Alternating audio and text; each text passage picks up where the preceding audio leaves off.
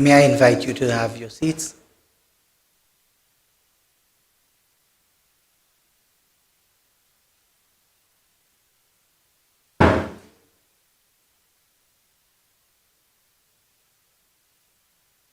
At this time, ladies and gentlemen, we will have an inspirational item that will grace you, and they will grace the stage at this point in time.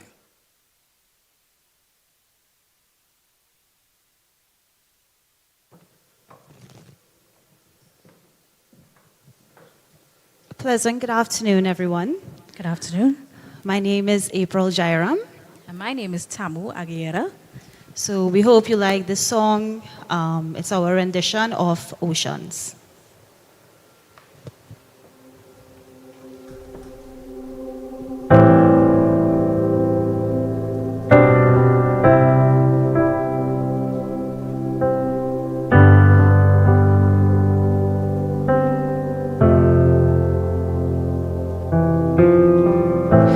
You call me out upon the waters, the great unknown, where feet may fail.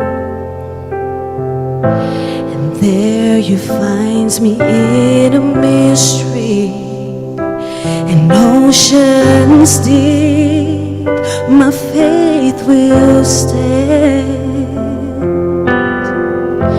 And I will call upon your name and keep my eyes above the waves.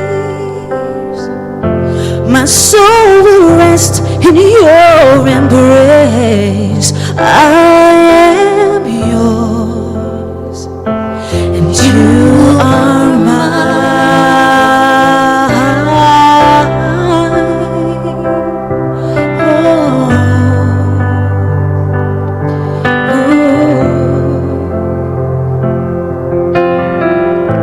Your grace adorns in deepest waters. Your sovereign hand will be my guide. Where feet may fail and fear surrounds me, you've never failed, and you won't stop now. So I will call upon your name and feel my eyes above the waves. When oceans rise, my soul will rest on your embrace. For I am yours and you are mine.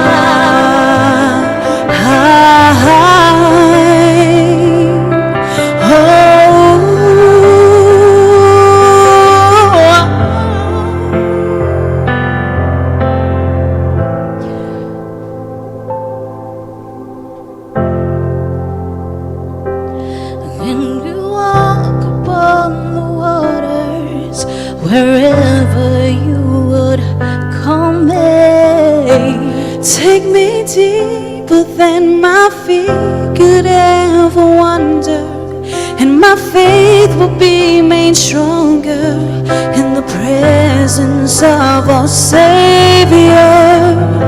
Spirit leads me where my trust is without borders.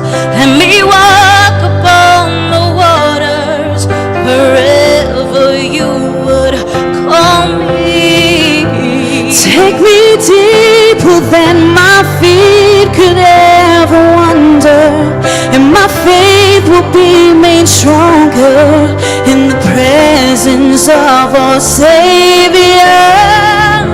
So I will call upon your name and keep my eyes above the waves. When oceans rise, soul will rest in your embrace. I am yours and you are mine. Thank you.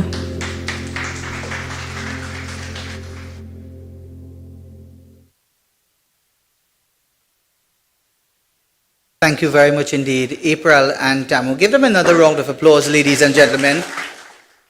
Such a very wonderful, beautiful, inspiring item. Ladies and gentlemen, it is just about 5:40 in the Republic of Trinidad and Tobago, and not very often we are privileged to start programs on time here in this country, but today I must say that the organizing committee, for the work that they have done and to put things in place for this wonderful Mayaro Legacy Award. Let's give them a round of applause.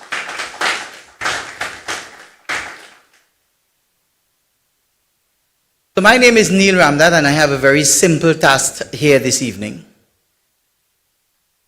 And that is to introduce to you the master of ceremony of this evening's program. He's no stranger to Trinidad and Tobago. He's no stranger to the television screens, and one of the most soothing voices that we have heard over the last decades. I've had the distinct honor and privilege to work with him for many years, and I've learned a lot from him. Ladies and gentlemen, it is my honor, it's my privilege, it's my joy to welcome to this podium, to proceed as the Master of Ceremony of Mayaro Legacy Award, the very popular Hansley Ajoda.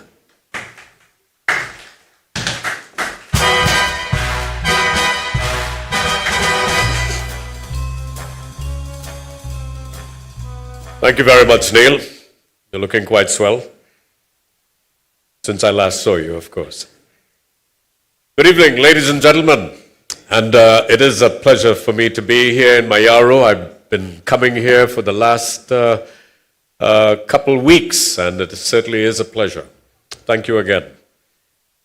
Let me begin the proceedings. Yes, we've started on time, and congratulations. I think it's indicative of the management of our Member of Parliament, whom I'd like to congratulate and address first of all our Member of Parliament, Mr. Rushton Paray.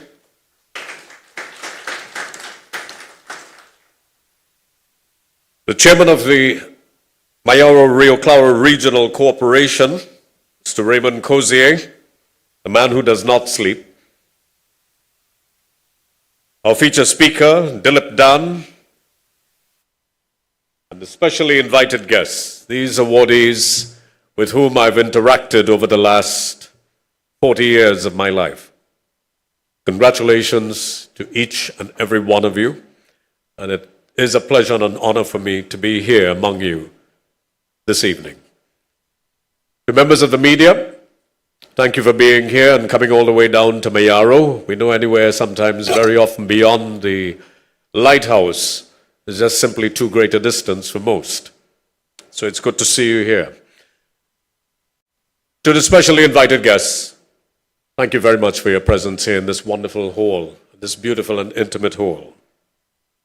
As Neil indicated, I'm Hansley Ajoda, and I have the honor of presenting the first inaugural Legacy Awards for 2022, hosted by the Office of the Member of Parliament for Mayaro, Mr. Rushton Paray. Let's give him a round of applause again.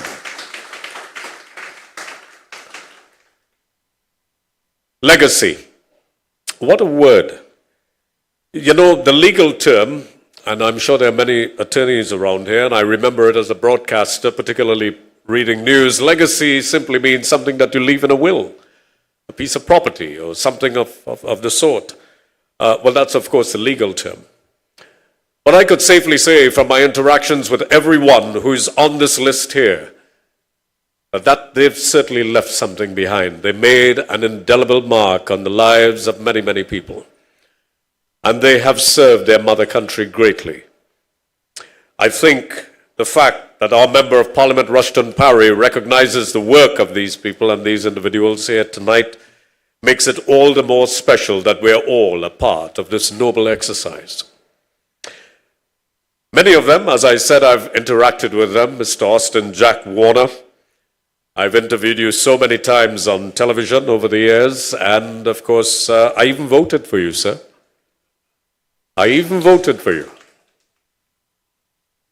Professor Brinsley Samaru, you know, I never told you in all my numerous interactions, and the other day we shook hands at the launch of the book on Rienzi Kola Rienzi, Adrian Kola Rienzi, that my late uncle, Shane Bikram, who was a playwright, was named after you by my late mother, Brinsley. So he's actually Shane Brinsley Bikram. And of course, it's been such a pleasure to have met you over the years. Ken Ali, what can I say? I was Chief Executive Officer, you were the General Manager, and we made waves, didn't we? It's great to see you here, the wonderful scribe that you are. And of course, my mother described him as one of the finest writers that she had ever met. Sophia Karen Choate. Well, I've rarely met Sophia outside of the media, but your mother did teach my two children, my last two. And this, of course, the Choate family is one that is very known in Rio Claro. And Sophia, you yourself have gone on to distinguish yourself nationally. Mr. Trevor Lynch, well, I could call him my partner. And we've served on a board together recently. And just the other day, I was actually down here completing a movie. And of course, I had some time to interact with him. Dr. William Danisa. Well, I've been close to the Ramcoon family. And of course, so many others out of Rio Claro. And of course, Navet and Mayaro. And Dr. William Danisa is certainly no exception. In terms of my interactions from him, from a young married man, was the very first time I met him. The Order of the Republic of Trinidad and Tobago, no one deserves it more than you, sir. And one of the best books I ever read was one that you gave to me. Do you remember that? The Tipping Point. Mr. Winston Dukran. What an honor and a pleasure to be in the room with you. And I served as your communications director just before you took government in 2010. It was an honor to serve with you. So, ladies and gentlemen, these are all these extraordinary people. Of course, Matthew Pear is here. Matthew's the only one I didn't interact with. And I'm going to get the pleasure of meeting you here tonight and finding out who you are. So, without further ado, ladies and gentlemen, that's my personal side of things. I'd like to move on and bring the man who was responsible for giving me one of the best locations for filming. And you'll see it coming out very soon. He doesn't sleep. He returns your calls, which is something I can't even say about my wife. He's the chairman of the Mayaro Rio Claro Regional Corporation. And let's welcome him to bring us greetings for the first annual Mayaro Legacy Awards 2022, Mr. Raymond Cozier.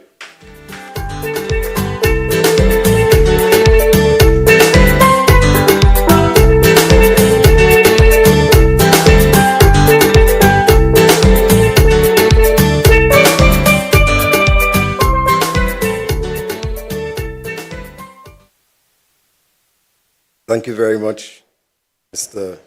Anthony Ojoda.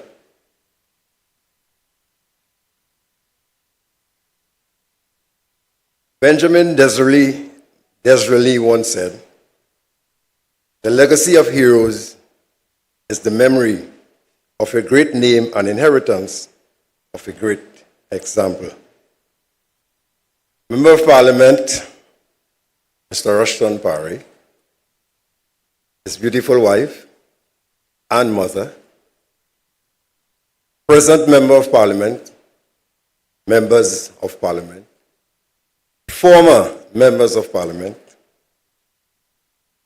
specially invited guests, well-wishers, and our online viewing audience, good afternoon. Good afternoon, and welcome to the Miami of Trinidad. I always refer to Mayaro as the Miami of Trinidad. It brings me great honor to bring greetings on behalf of the Mayaro Rio Claro Regional Corporation at this auspicious event, the first annual Legacy Awards. You know, normally these kinds of events, we would have had to travel to Port of Spain. This kind of event, I don't want you all to clap as how you were clapping just now. I want a real clap to the Member of Parliament for bringing you to Mayaro to this event. Let's get a real clap. Thank you. Thank you. Firstly, I want to commend the Member of Parliament, Mr. Rushton Paray, and his staff for executing this important exercise as public recognition of community heroes. Serves as the ideal tool to ensure that legacies are honored, persons are inspired, and that relationships are strengthened. It is no secret that the region of Mayaro Rio Claro is home to extraordinary citizens. We are a community that is rich in culture, rich in value, rich in excellence, rich in history, and rich in community service and impact. Despite our developmental challenges and limited resources, as a rural community, we are widely known for our track record of hospitality, respect, community service, and beautiful eco-tourism. However, it is imperative that the region, by extension, the nation, knows that we raises heroes, icons, and legends. By honoring their lives and legacy, the baton will be passed on to the younger generations. Today, I wish to just speak briefly on the theme of legacy. I would have opened my speech with a quote by Disraeli that legacy of heroes is the memory of a great name and the inheritance of a great example. But I wish to add one thing. The legacy of heroes is also the countless acts of selfless service and measurable impact created. Your legacy is one you will leave behind. In life, people may forget your name. They may forget what was even your job. But they will never forget the impact you left on the community and the country. This is why I was extremely pleased to see the listing of awardees. Each and every one of the awardees tonight embodies qualities of excellence, dedication, and commitment to walking in their purpose in their respective fields. I want to say thank you to Mr. Winston Dukaran, former acting Prime Minister. I want to say thank you to Mr. William Danessa, Mr. Matthew Pierre, Mr. Austin Jack Warner, another acting Prime Minister of Trinidad and Tobago, my friend Mr. Trevor Lynch, Mr. Ken Ali, my friend Dr. Brinsley Samaru, former Member of Parliament, Miss Sophia Choate, SC, Senior Counsel, Mr. Michael Anthony. Your life is a living example that life is not just about accumulation, but also contribution. In closing, is my hope that persons are inspired by your successes of these, by the successes of these awardees that have broken the stigma of rural communities. Mayaro Rio Claro produces legends, And we are grateful for this honorable example that you have contributed to Trinidad and Tobago. God bless us all. Thank you.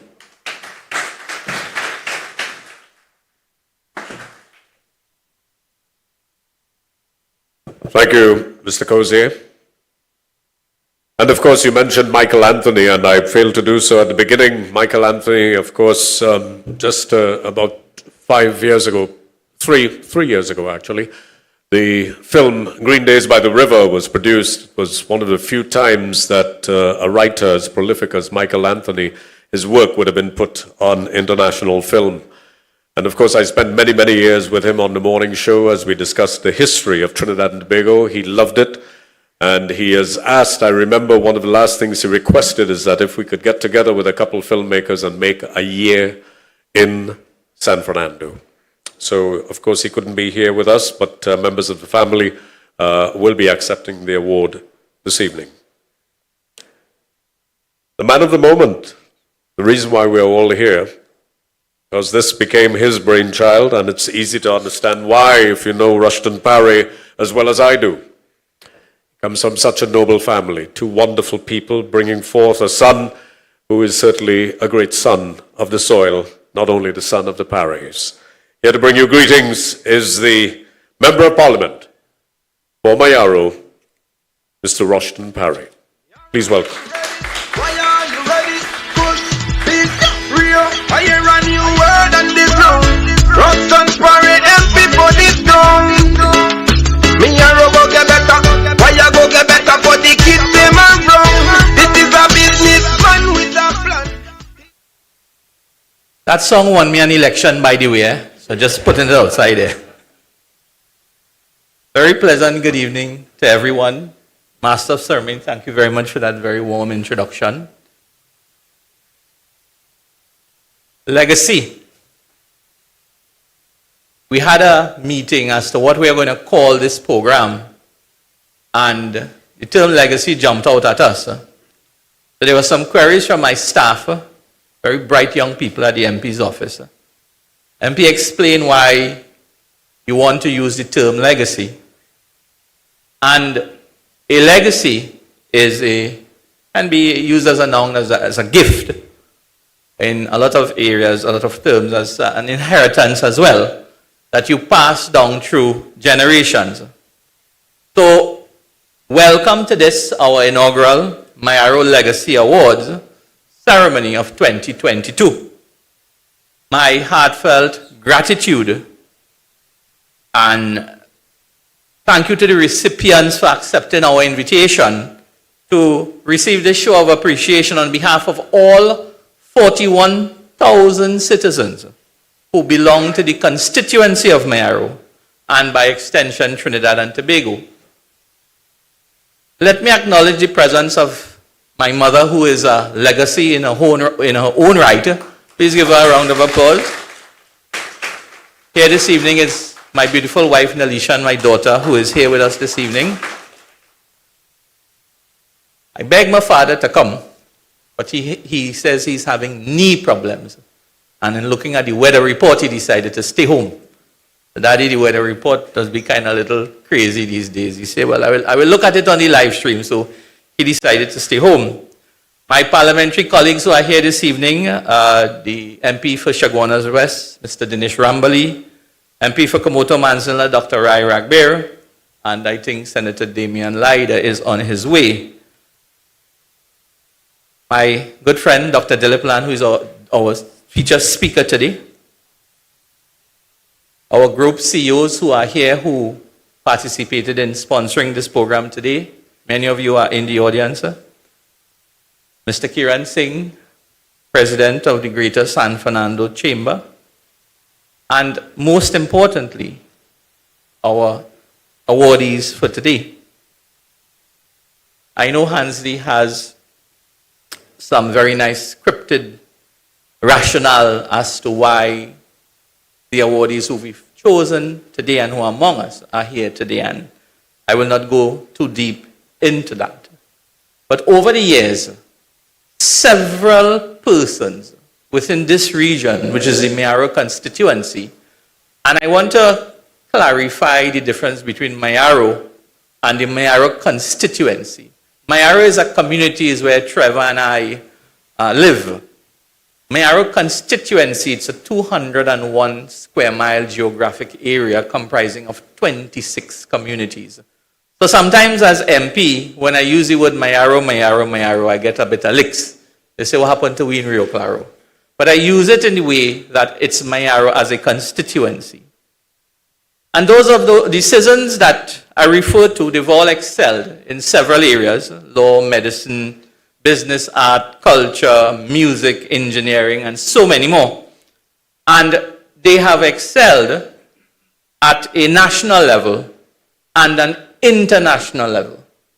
And these are all men and women who would have been born in Mayaro constituency, various communities throughout the constituency. And they would have gone to school and they would have had their formative years in Rio Claro, Mayaro, and they went on to do great things. Now, having served as a member of parliament for the last 6.5 years, every year I submit names to the National Award Committee for consideration for national awards, and well, they still have to get back to me on that. So unfortunately, none of my recommendations have borne any fruits. So therefore, my team and I, we decided that we will take matters into our own hands and we will host our own celebration. And thank you very much for all of you for braving the weather and coming to Mayaro today. I strongly believe that children in rural communities such as ours are locked-necked by their environment into thinking that success is based on ethnicity, class, and sometimes who you know. That syndrome which exists in most societies. I also believe that we have forgotten the art of storytelling. And I know Dr. Samru will speak a bit on that in his own writings and some challenges he has had. We no longer spend time handing down fables and folklore, home remedies, urban legends, personal experiences, and past struggles. Inside of that shortcoming as well, we forget the people in our communities who are doing, who have done, and who are earmarked for great things. Oftentimes, we allow our children to seek out role models who bring nothing but barren ideas to their impressionable young minds. As an adult society, we are tasked with the shaping and sculpting of the next generation of inventors, innovators, freedom fighters, legal luminaries, medical, scientific, and space explorers. We, all of us in this room, are tasked with providing hope to our young proteges for a better Trinidad and Tobago. As members of Parliament, I see our role as shapers of thought, movers of obstacles, and beacons which provide directions. We are messengers of hope. Our words and actions must always have depth, meaning, and significance. It is with this background in mind, I decided to host this inaugural Mayaro Legacy Awards ceremony, where 9 of our distinguished citizens who were born and endured early childhood within the greater Mayaro constituency. Each of our awardees today have been shaped by circumstances, molded by their environment, and persevered against all odds. They have achieved what most may feel was impossible. Perhaps many would have thought that it may be mission impossible, but their presence here today is testimony that survival is built on sacrifice.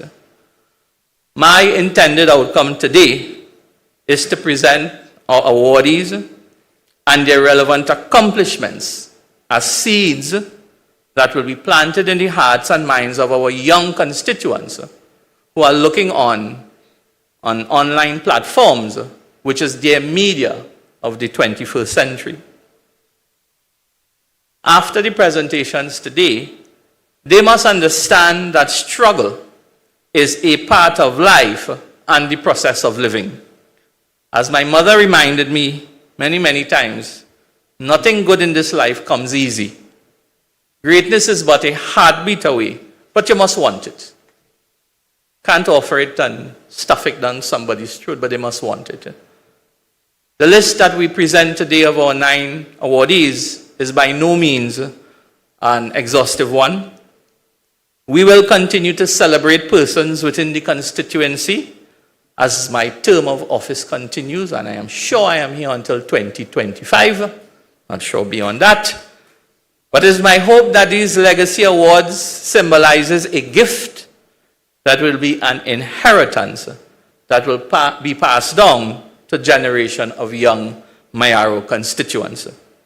So to my young constituents out there, may this be your North Star, always be the guide, the direction, and a foundation to stand on as you reach for the stars. To awardees, you are all beautiful and shimmering. We are all better off for being in your light. This event today would not be possible without our corporate sponsors, whom companies are all listed behind me and in the back of your program. And many of them spared no time in getting on board with the idea when they saw who the awardees were. I also want to thank my hardworking parliamentary staff who had 2 weeks basically to put all of this together. I would have worked extremely hard to get it to where it is today. So ladies and gentlemen, without further ado, I will allow you to enjoy the balance of the evening.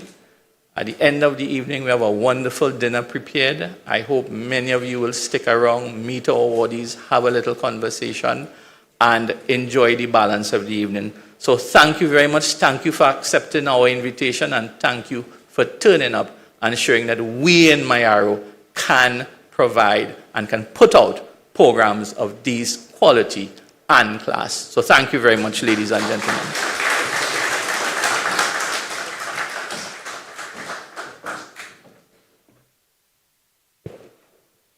MP, your father and I was hoping that he would have been here because we were still in the major debate of who did the better version of 12th of Never, whether it was Johnny Mathis or Donny Osmond.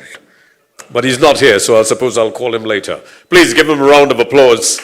Member of Parliament for Mayaro, Rushton Paray. What a noble exercise. You know, I was coming down here with the president of the Greater San Fernando Chamber of Commerce. We left San Fernando to come here, and we were talking about the roads coming into Mayaro, and we made one interesting remark. I said, could you imagine these people who we are honoring here, what they would have had to face in their time? And we're complaining now in 2022. But yes, the legacy is certainly there, and the mark is indeed there. We have a musical item here for you, something to relax to. And it's from Rochelle Harinarayan. She's a saxophonist hailing from Rio Claro. She started playing the saxophone at the age of 9. Renelle is a self-taught saxophonist since she didn't have a saxophone tutor at the time she started. Despite not having a tutor, Renelle persevered and was determined to learn the saxophone. At high school, Renelle studied music theory and has attained a grade 1 in CSEC music along with a distinction certificate from Trinity College in London in grade 7. Renelle has won many music festivals and has been awarded by her community where she lives in Rio Claro for her contributions towards music in her community. She is currently a member of the Trinbago Woodwind and Brass Orchestra and is a saxophone tutor for the orchestra as well. Aside from Renelle's musical talent, she's a radiographer, an accomplishment which she takes pride in. She often refers to herself as a radio saxophographer. Even I couldn't pronounce that. Anyway, to combine her two passions, music and of course radiography. Renelle Harinarayan is passionate about music and believes that her talent is a gift from God. She wants to share her ministry with everyone that she comes in contact with, and we're going to do so here this evening. Please welcome Renelle Harinarayan.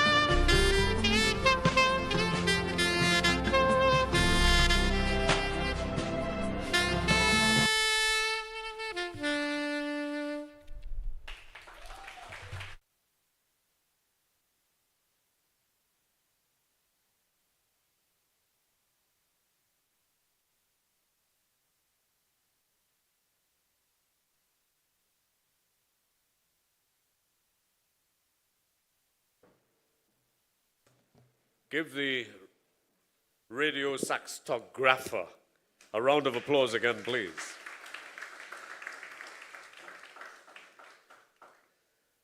As we move along, because I'm anxious to meet all these wonderful people here, and you know, when that radio saxographer came up, do you remember us having to deal with photo takeouters over the years?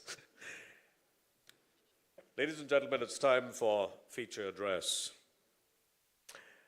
Professor Dilip Dan attended medical school at the University of the West Indies Mona campus and did his residency in general surgery at the State University of New York, the SUNY, in Buffalo, New York, following which he completed a fellowship in advanced and again, we are having all these very large things. He's going to tell you exactly what it is.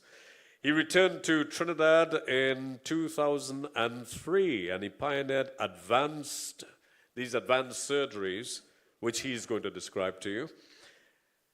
And he has certainly done so out of the Caribbean. But we've read so much about Dr. Dilip Dan, and of course, he continues to make his mark here in Trinidad and Tobago, particularly in the medical fraternity. But what's interesting is that he comes from this truly extraordinary community we call Rio Claro. And I've had many, many debates on why would a place like Rio Claro put out the likes of individuals such as this. What was it that this community had that was able to produce so many special people? And just this morning, Fazir Mohammed was in an interview talking about that horrid killing in San Fernando, and he was saying that these young men who are doing this now, is it that we have to take them back to minding goats and milking and getting up early in the morning? And I remember Dr. Tim Gopi Singh telling me sleeping on a pal and pulling rice and that. Do we have to return to that in order for them to understand the value of human life and the country in which you were born? Because I'm sure many of you, when you speak about it today, you will testify to that. Maybe Dr. Dilip Dan can do so in his feature address. Ladies and gentlemen, please welcome him, Dr. Dilip Dan, Professor Dilip Dan.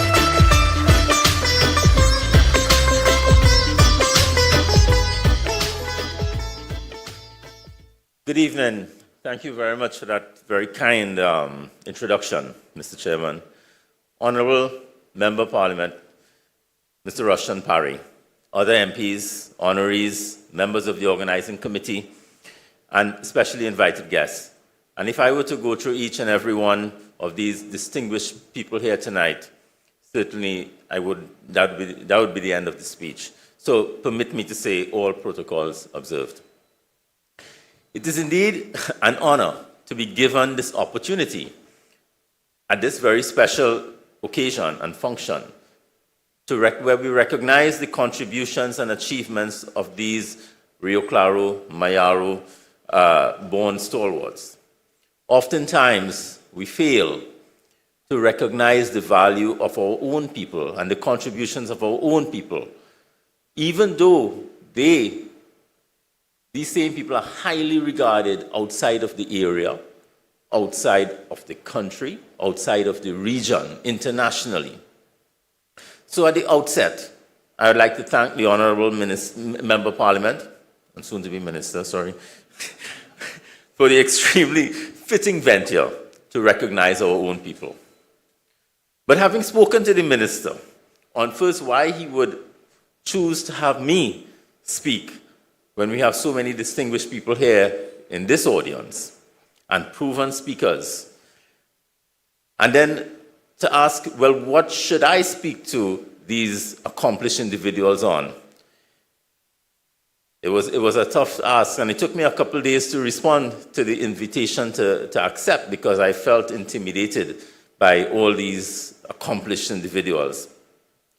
So I asked him, I said, what and why would you want me here?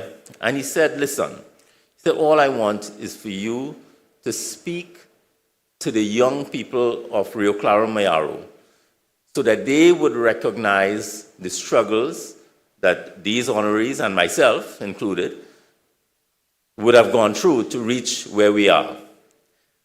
And it's only then I said, yes, okay, I will accept. So thank you for that. So as I pondered on my own journey, I understand that the journey that I did was no different from the journey that all these honorees and so many others in Rio Claro, Mayaro did. And that the journey I made was in medicine, or surgery. So did Dr. Danisa, Mr. Dukran in finance, Mr. Trevor Lynch in business and entrepreneurship, Mr. Jack Warner in business and sports administration, same with Mr. Matthew Pear, Dr. Michael Anthony and Professor Brinty Samaru in history and writing, and Mr. Ken Ali, obviously, as an outstanding journalist. And there are many others, that could have been recognized. I understand that the journey that all of these people and myself did is no different to the ones that our cousins in Debe and Barakpur and Toku, nor the ones faced by our forefathers in Africa, coming from Africa or India, as they transitioned from slavery and indentureship to establish permanent marks on the civilization of Trinidad and Tobago. So I would like to recognize just three components or three factors which I think was responsible for some of these successes obtained. One, responsibility. I think the price of greatness is responsibility, and this is what Winston Churchill said. So the upbringing in the country areas, as Mr. Paray would have referred to, and again the chairperson, Mr. Bajoda, was different from that of the city area, especially 50, 60 years ago. Homes consisted of extended families, and I was glad to talk to Mrs. Paray, who says that Rushton is still living with her and eating her own food in the same house. So that's how we were. And most of those families lived in harmony. Villagers worked together for the good of the community. So a solid value system with respect, honesty, truth, integrity was drilled into our heads as we grew up. There was supervision and oversight system both at home, in the extended family, the school, and the villagers. So as kids, we were all part of the workforce of the family as well, because all hands on deck were required to provide the basic needs. We recognized early that assuming responsibility was a key element to success, and that this is one trait I think is every successful and respected leader must possess. Parents of today, and I am also guilty, have not allowed our kids to assume responsibility by over-providing, over-protecting, and yielding too easily to their wants and desires. We of that older generation, and I say older because I have crossed the 50 mark a few years ago. I know Mr. Dukran didn't believe that.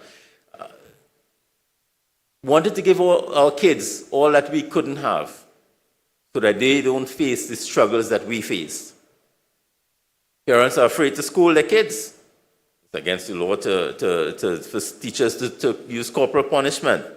And certainly there is no interaction with our neighbor, with our villagers, fellow villagers, because we don't know our neighbors for the most part. Unfortunately, the result is that much of the younger generation has attained a sense of bold-faced entitlement, which is a difficult challenge to deal with as a society. We are facing this in our schools. We face it in university, in the workforce, and society at large. This is just one factor of several to explain the decay in societal values. But as Mr. Warner would say, we would leave that talk for another day. Suffice it to say that all is not lost with our kids, because they're far brighter than we would have ever been. We must find ways, however, to channel and use their potential to create a society that they can live comfortably in. The second point, education. Nelson Mandela said, education is the most powerful weapon which you can use to change the world. Having understood the struggles of our forefathers and the difficulties they endured and the amount of work they did for a measly day's pay, it was necessary to find a passport out of poverty. We must remember and commend the hard work done by people like Mr. Satyanarayan Maharaj and the SDMS, God bless his soul, the ASJA, the Presbyterian Board, as well as the other school boards, to create schools and place them in locations accessible for our people. Indeed, another one of our accomplished Rio-born stalwarts, Mr. Robin Maharaj, along with my own father, who enrolled in the first class in the Rio Claro Hindu School, which I also attended. And I cannot underplay the foresight of my own parents, who didn't have more than that primary school education, not by choice, but by force, having to work to provide at a very early age for the rest of the family, but yet ensured that we had an education. But being educated alone does not imply being successful. Education, perseverance, hard work, sacrifice, and commitment are other ingredients to create a successful individual. And it was Martin Luther King who said, the function of education is to teach one to think intensively and to think critically. Intelligence plus character, that is the goal of true education. Today we take education for granted. The kids are quickly realizing, however, that the traditional schooling system that is currently in place may not prepare them for the rapidly changing workplace. As today we have jobs that never existed 50 years ago, and tomorrow those jobs will become obsolete, all thanks to the information technology. Most homes when I grew up didn't have a phone. We didn't have a phone. There were no computers for sure, no internet, no Wi-Fi. I got my acceptance letter, and I'm sure many others, through a telegram, something most kids have no clue except the app Telegram. And I told my son, he said, no, there's an app called Telegram. I said, okay. Most homes, today's teaching and learning is very different. I dare say more effective. And certainly, almost everything is available from the comfort of one's own computer. And you can get information from Google anywhere, anytime, on anything. I'm not sure, though, that the education system would have survived if the COVID pandemic, which we've just been through or are going through, had hit 50 years ago. Imagine the challenges we face now, despite having a relatively IT-ready society. And think of what would have happened then when there was total shutdown. We now have classes, conferences, meetings using Zoom, which is very cost-effective and efficient, saving stress of travel with our congested roads, as mentioned already. And we can reach people in remote areas, in and out of the country. So when put to good use, the information technology has really transformed our education system in a very positive way. However, we do have the drawbacks that can be quite destructive. We are all aware of the dangers of social media. No need to go into that.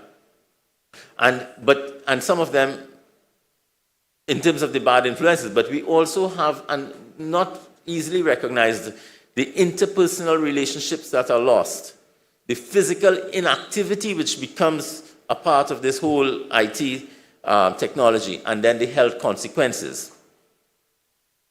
Today's opportunities for furtherance of education are immense, and our kids must use them, and we must encourage that. The third and last thing I want to talk about is self-determination. And this is where I would talk a little on my own travel. Gandhiji said, if I have the belief I can do it, I shall surely acquire the capacity to do it, even if I may not have it in the beginning. This principle, I felt, was responsible for my own success. People thought and still think I was a bright fellow who excelled because of some natural gift that I was given. But I recognized early that I was a slow learner. I understood that the donkey could go as far as the car would go. It would just take longer. So I worked harder than everyone around me to compensate for that. I aimed high and never lost sight of the goal ahead. Permit me, Honorable MP, to just give one personal example where hard work and determination paid off. As you would have heard, I graduated from medical school in 1993 at UWI in Mona, and then I went on to the US. Then I applied for surgical training in the United States. I got one interview, and this was in Buffalo, New York. Predominantly white, and at a time when foreign medical graduates didn't have much of a chance in the United States, especially to do surgery. So my first visit to the United States was at the end of January 1996 in Buffalo, New York. I arrived the night of the Super Bowl, and the Buffalo Bills were playing. Not that that meant anything to me at the time, because I didn't know better. Buffalo was getting hit hard with a snowstorm, 6 feet of snow, wind chills less than minus 40 degrees Fahrenheit. I would learn late in my later years that this was normal, everyday weather in Buffalo for 9 months of the year. But that the operating theater was much nicer and warmer than the outside, and was certainly the best place for me. So the day before the interview, I met some white trainees. So I felt brave, and I went up to them and I started talking. All I got from them was discouragement. There's no need to be here. You might as well pack your bags and go home. And that's probably true, because there's hardly ever you'd see a black person succeed in a predominantly white community in an area in surgery. I went to the interview anyway, borrowed a coat from a friend in Trinidad to go up. I didn't have gloves, so I bought a cloth glove, didn't know better, in Miami Airport in transit. I had a pair of moccasins on, didn't know that you need winter shoes. And I had the hotel receptionist tie a tie for me, because I didn't know, first time I'm tying a tie. Well, somehow I got lucky, or God smiled on me, and I got what is termed a preliminary year, which is 1 year, not a categorical. A categorical spot is where you're given a position for 5 years, they will train you, you will most likely finish. But they gave me 1 year. I said, okay. I said to myself, I had 1 foot in. I'm intent on getting the other one in soon. So I worked harder, as I said, than any other resident, and studied harder as well. And we worked from 5 a.m. to 9 p.m. every night. And then every third day, we're on call 24 hours and go till 9 p.m. the next night anyway. So on average, about 120 hours a week.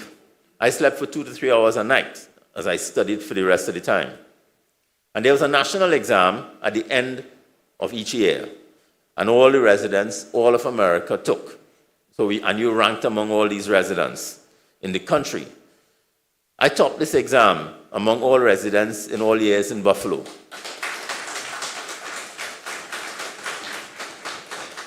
And operated at a level much higher than the US trainee. So the surgeons there enjoyed working with me, much to the dissatisfaction of the other senior residents. The trainees are called residents. So it was time to leave at the end of the first year. But the staff begged for the program director to find a way to keep me. There were no categorical openings available. So they decided they will scrape some money, some funds, some research, and so on to give me 1 more year. I did the same thing the next year, and this really placed them in a quandary. So to resolve this, the decision was to fire one of the categorical residents to keep me, which I was sad for the colleague, but happy for myself.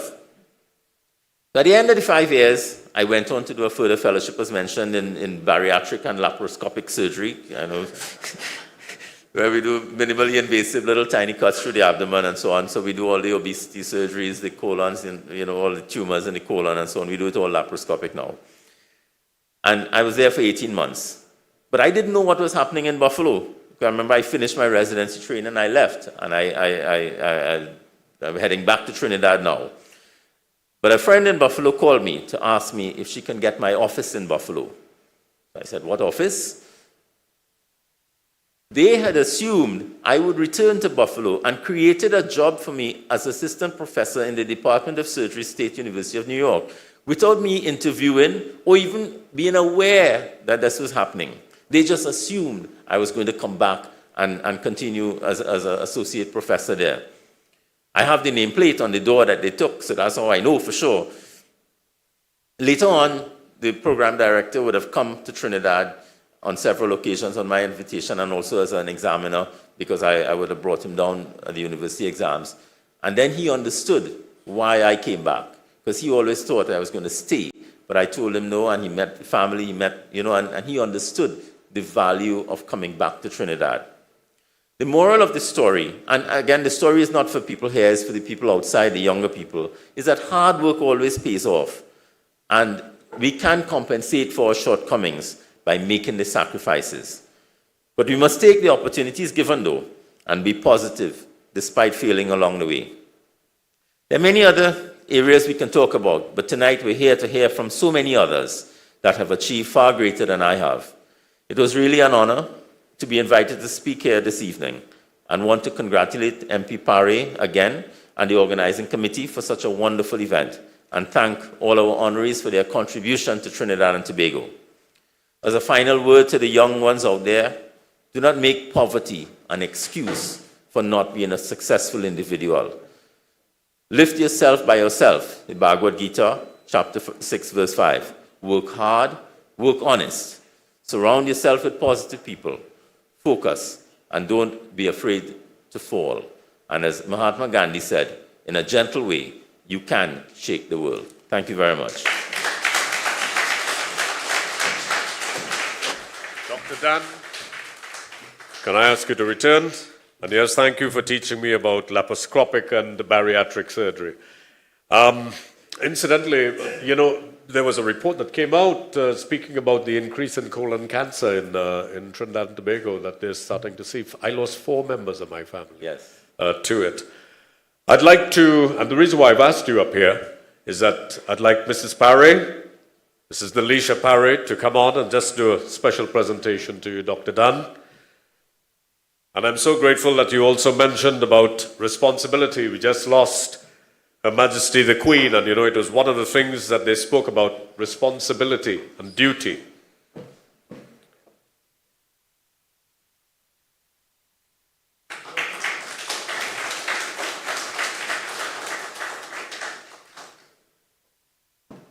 Thank you very much. Certainly encouraging words from Dr. Dilip Dan. Please give him a round of applause. Professor Dilip Dan. Thank you, Mrs. Paray, as well.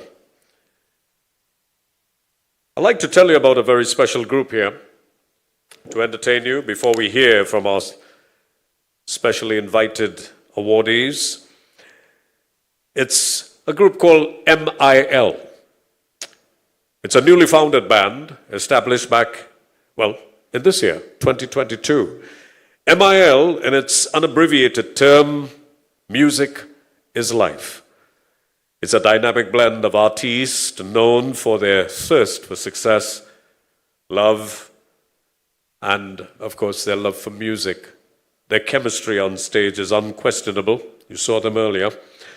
And it's effortless, absolutely, to perform all genres of music. April Jairam is of Mayaro, and Tamu Aguilera of Sangre Grande are the 2 powerhouses who are the lead vocalists, and their main objective is to do what they love and love what they do. And of course, to satisfy the request of the client at any occasion. And of course, this special evening here. So let's welcome again April and Tamu.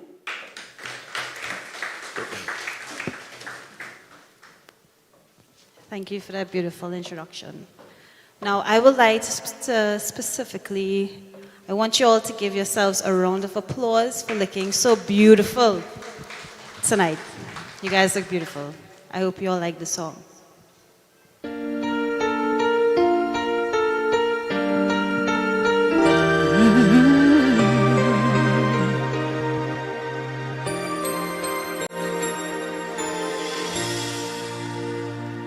Each day I live, I want to be a day to give the best of me.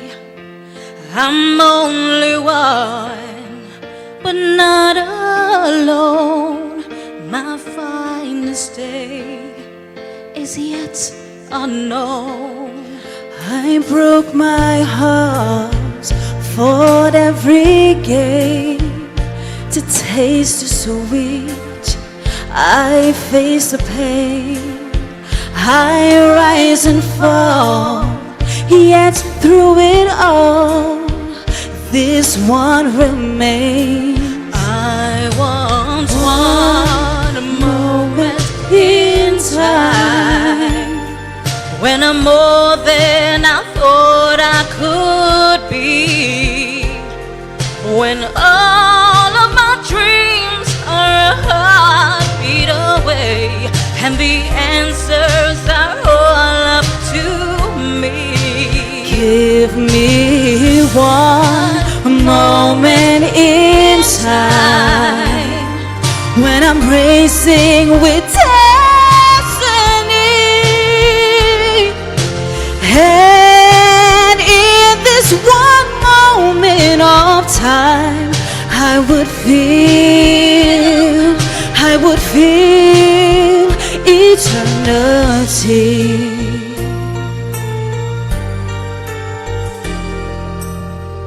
I want to be the very best. I want it all, no time for less. I've laid the plans, now lay the chance here in my hands.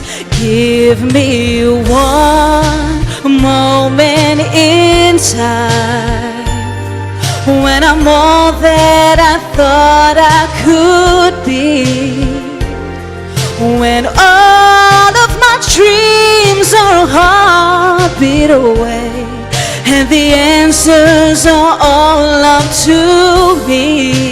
Give me one moment in time when I'm racing with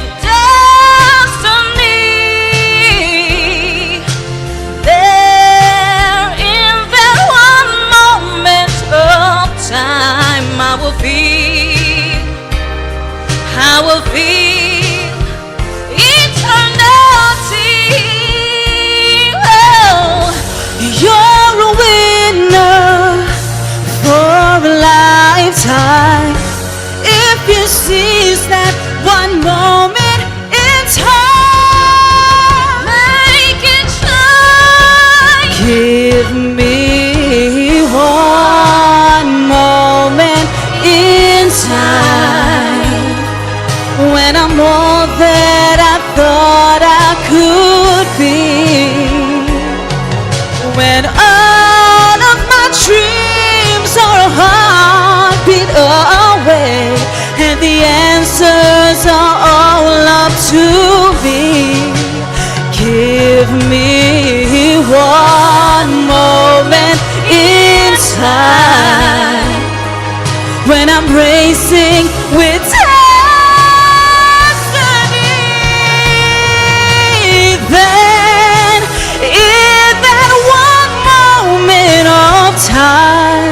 I will feel, I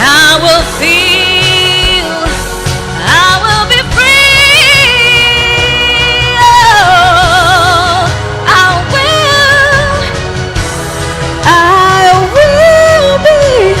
I will be free.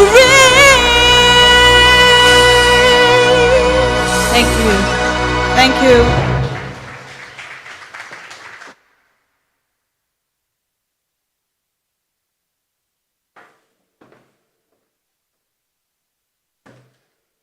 Thank you very much, ladies, and it's there, and it's time for that moment in time when we meet our awardees here tonight. Once again, I'd like to congratulate the team of the Member of Parliament for Mayaro, Mr. Rushton Paray, because this is so far an exceptional evening, MP, and we're inside an hour already, inside of it still, and we're now at the point of the awardees.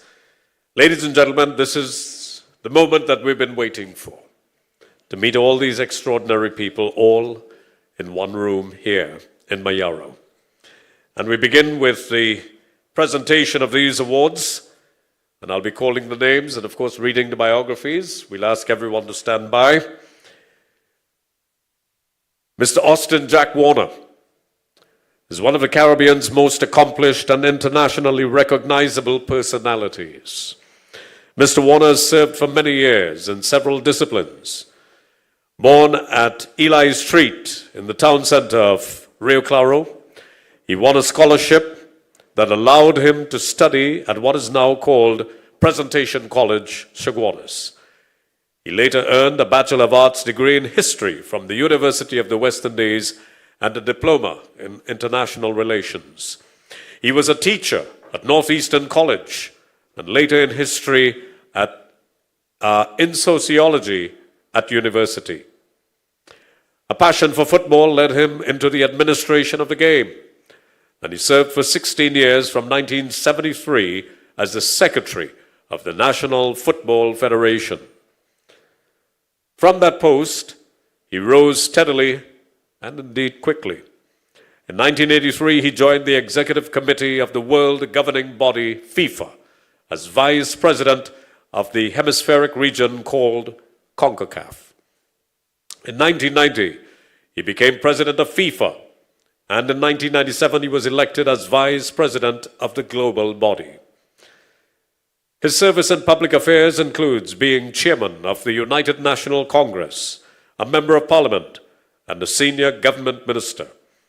He has provided wide-ranging services in sports, governance, representational politics, and related activities. He is currently the editor and publisher of the country's only weekly newspaper. There you go, Ken, only. He has it on you. And continues to contribute to the intellectual life of Trinidad and Tobago and the Caribbean.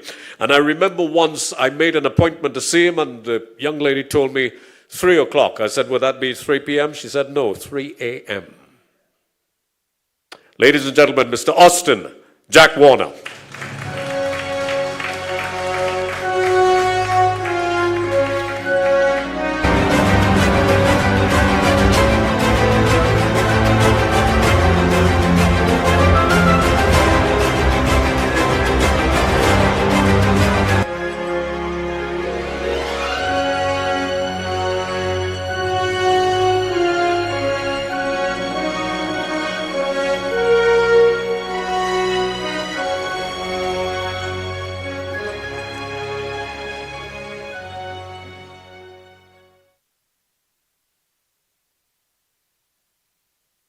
I am normally one who is never at a loss for words, but tonight is an exception.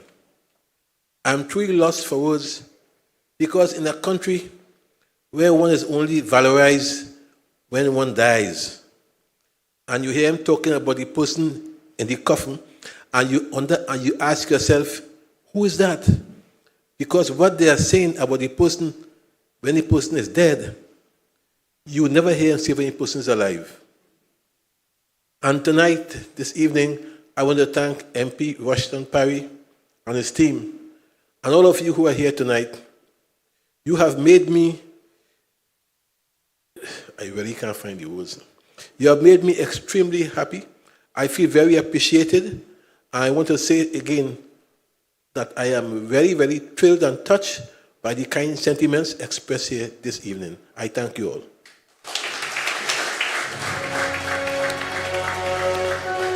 Mr. Austin Jack Warner. Thank you, sir. Professor Brinsley Samaru was born at Ecclesville, Rio Claro, where he also spent his early years. He attended Naparima College and later studied at Delhi and London universities. Dr. Samaru distinguished himself as a history lecturer at the University of the West Indies and the University of Trinidad and Tobago, the UTT. While at UWI, he rose to become head of the history department. Professor Samaru has researched and written extensively on the history of Trinidad and Tobago. In his works, particular focus is paid to working class movements, Indo-Caribbean history, and political and institutional development. Apart from excelling in academia, Professor Samaru also served his country in public affairs. He served as an opposition senator during the Second Republican Parliament. He was subsequently elected to the House of Representatives in 1986 as a member of Nariva, as a candidate of the National Alliance for Reconstruction. Dr. Samaru served variously as minister in the office of the Prime Minister Minister of Decentralization, and Minister of Food Production and Marine Exploitation. Professor Samaru has made a tremendous contribution to the growth and development of modern Trinidad and Tobago. He has not only educated us on our history, but participated and contributed immensely to the progress and evolution of the young society. Professor Brinsley Samaru.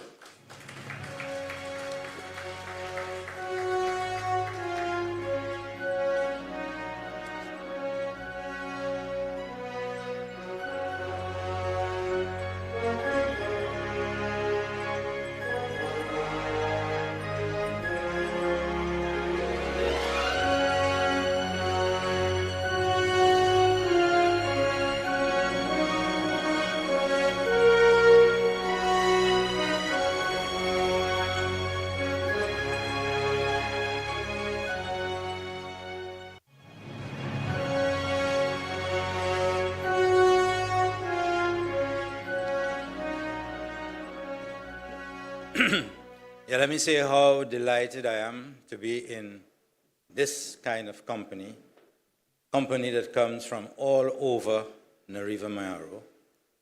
And I just want to suggest to all of us that this is a precious gem. It should be the most precious gem in our treasure box of treasured memories. Because this is the only time that this group is meeting as it is today, with the same kind of people, so that we must treasure every moment this evening, remembering everyone who is here, which would inspire us for the rest of our lives. And I have to say that in a lot of my travels abroad in various countries, whenever I was in a difficult position, I always thought about how would the people of Navet or Ecclesville or Rio Claro, how would they deal with this problem? And in thinking about it in the same way that Dr. Dan spoke about, you get ideas, you get inspiration, you know how to move. And I want to pay a special tribute to the person who preceded me, Mr. Jack Warner, because I remember his father very well, coming and selling ice, big blocks of ice in Ecclesville every Sunday. And somebody would shout out, "Mr. Daru on the road. Mr. Daru is on the road." Mr. Daru, of course, was the father of our illustrious Jack Warner. And I was quite honored to be among his lecturers at the University of the West Indies. And I think Nariva Mayaro ought to be very proud that we have produced such a person as Mr. Austin Jack Warner. Now, there's one little comment that the Member of Parliament made that disturbed me. And I just want to tell you. He said that year after year, they put up people from here for national awards, and they don't ever get it. Well, I simply want to say that the next time you have a list of national awardees from this area that you're putting up, have a chat with me. I believe I can assist in that area. So we won't have to have necessarily special occasions to honor people of this area, but that they can be part of the national wheel when it comes to national awards. The other point I want to make is that I did a good deal of research about historic places in Nariva Mayaro. About 2 or 3 years ago, the county council hired 2 young ladies to interview me at length, which they did over a number of months. And as I told the Member of Parliament, and as the chairman of the regional corporation knows, that report is hidden somewhere in Rio Claro. And the CAO over the years has not released that report. I want to make a public appeal here this evening to have that report, which I had prepared for the county council, to be released so that I can have a look at it and I can improve on it. What is the whole point of that? Nariva Mayaro can become a leading tourist center for Trinidad and Tobago and for the Caribbean. And we have the information which I prepared, which is being hidden. So I want to make a public appeal this evening that possibly the Member of Parliament, possibly Mr. Blackett, somebody should extract that report from the County Council.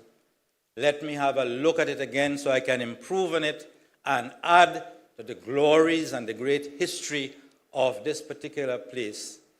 And I'm making an offer that once I get that and once I can improve on it, I will have classes, possibly right here, where I'll train 20 or 30 young people so that they can take the task of making Mayaro an important tourist center. So I'm making that offer this evening, and this must be about the 10th time that I'm saying this publicly, which tells you how frustrated I am about having done that work, and it just remains hidden as some secret documents. So I won't spend more time, I won't take more of your time, except to say how honored I feel that the place of my own nativity has decided to grant me this honor. Thank you very much. It's always lovely to hear Dr. Brinsley Samaru. Mr. Ken Ali is a career communications professional. Mr. Ali, who spent his formative years in Rio Claro, has been a journalist for 48 years. He has served widely as a newspaper reporter, commentator, and analyst, as well as an editor and regional and international news correspondent. He has also done electronic media broadcasting on public affairs. Mr. Ali has also served extensively in media administration. He's a former executive in the national print media and chief executive officer of the state-owned electronic broadcaster. He has done wide-ranging reporting and commentaries on national and regional matters for almost 5 decades. He has provided media coverage of every Trinidad and Tobago election since 1976. He has edited various publications and has tutored and mentored several media professionals. He has guest lectured at tertiary institutions. In 1996, he was involved in a historic press freedom court trial, with his stance being vindicated by both the local appeal court and the London-based Privy Council. Mr. Ali continues to provide media reporting and commentaries, both of which are informed by his vast industry experience and broad worldwide view. He has written a book on his professional career and his insights on the Caribbean community. And this book would be published within the next few months. And I would just like to say, finally. Finally. Mr. Ken Ali, ladies and gentlemen.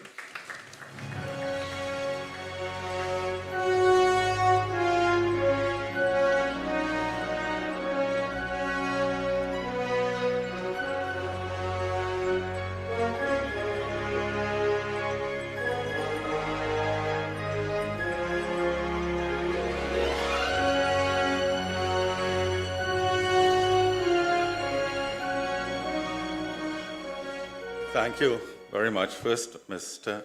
Hansley Achoda, one of the Caribbean's top thespians and communications professionals. And we've applauded everyone this evening. Kindly give Mr. Achoda a round of applause. I also want to say, Hans, publicly, I see that the position of James Bond is available. I don't know if it's relevant in this discussion. Honourable Member of Parliament, Mr. Rushton Paray, who is the host of the event. There are other members of Parliament, Mr. Ramberley, and Dr. Rai, and the Senator. And I want to go through very quickly the protocol or other distinguished guests, the many distinguished guests, my fellow honorees. Also, this may be unusual, Hans, but I'm a great fan of Whitney Houston's music. And these singers are extraordinary. And I hope during the course of the evening, again, we'll hear them sing One Moment in Time. I just want to say to the audience this evening what I said to MP Paray when he before I get on, even at my ripe old age, I want to say I was extraordinarily inspired by Professor Dan's address. I was extremely inspired, Professor. I would like to read it again. I liked everything about the way you presented it, and I'm trying to speak for Mr. Warner here. I suppose he will publish it in his newspaper one day soon. I'm in a very distinguished company. I said to Mr. Paray when he said I was going to be one of the nominees here, I said, first, journalists, my job is to write people's stories. That is what we do. And I've written it for many years all over the place. And we are not accustomed to getting awards. I was quite surprised, heartened, humbled, extraordinarily humbled. When I left my parents' home at Tabakit Road in Rio Claro in 1974, I did not know I would be in this privileged company. And if Mr. Warner is emotional, I'm triply emotional. I am in the company of Mr. Winston Dukaran, one of the Caribbean's finest statesmen. And everyone else here, I'm in this distinguished company. I could go through, Mr. Lynch is one of the finest entrepreneurs in this part of the world, and in another society, he would be lecturing about himself at a tertiary institution, and so on and so forth. I just want to give one brief anecdote about Professor Samaru too. In the early 70s, when I graduated from what was then Rio Claro Government Secondary School, the FITI address at the valedictory function was delivered by one Dr. Brimsey Samaru. I find myself in his company this evening. The second comment is, I think he is a prolific writer, but I assume this is his latest work, a compelling research on Adrian Colerenzi, which I read, I devoured, and I wrote in Mr. Warner's newspaper. And what Professor Samaru struck me so much, because that is so well polished and so well researched, what struck me so much is how the labor and social justice issues of almost 100 years ago are still relevant today. I want to suggest, this is a team of distinguished people, I want to suggest that everyone reads that book. Professor Samaru, like Mr. Anthony, and so on, have made an indelible contribution to this society. And permit me to make just one or two brief other points. This much more distinguished people than myself may well determine that the post-independence and 1970 generation was the greatest generation. In all the Americans, I could talk about the greatest generation. It may well have been. And I don't know, maybe I'm partial to that era, but I was inspired by 1962 nationhood and 1970 revolution. I don't know if I see that kind of talent and resourcefulness and creativity in this generation. And I say all of that, Hans and other distinguished guests, to pay public tribute to a lady we lost today. And I was very emotional when I heard about the death of Hazel Brown. When I became a journalist many years ago, in the mid-70s, one of the first stories I wrote, and I followed her around, was Hazel Brown campaigning and marching on the public streets on the issue of cost of living. And she did that alone, and others gravitated. Hazel Brown is part of that generation, and we're losing a great generation. And through the years, Hans, you know you've interviewed her. I know you admired her too. And she would always remind me, remember those days? I used to be marching and so on. Hazel Brown is part of the treasure of Trinidad and Tobago. And we are losing those fine people. We lost Dave Elcock the other day, and so on and so forth. And as I end, Mr. Chairman, MPs, and so on, when I was coming here and I was driving past, I always wanted to say this, so just indulge me a little bit. I always wanted to say this. When I was at secondary school, our secondary school principal used to give us the Monday morning lectures and always gave us inspiring speeches. And I've always been inspired by great speeches. That is why, Professor Dan, I like what you said. And then one day he gave us a speech about someone who was an artist from Mayaro, great artist, but he had a physical deformity, and it made it difficult for him. But he was a standing artist. And as his years went on, his deformity got worse, at the point where in his last years, he painted with the brush to his teeth. I went recently, I had a great friend, MP Paray, you may know who he is, who recently celebrated a wonderful, momentous wedding anniversary.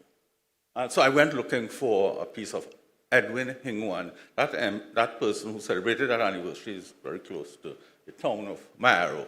I went looking for Edwin Hingwan art, and when I asked in art, Chubby lady's eyes bulged so. Edwin Hingwan, no, you don't get that around. It is premier art. Edwin Hingwan, they have named Hingwan Drive after him. He has died, he has moved on, and I say all of that to say to Member of Parliament, and I speak for everyone here, express tremendous gratitude to you for your leadership. You are an exemplar in the society. I am humbled to know you, and trebly humbled that you've put me on the stage this evening.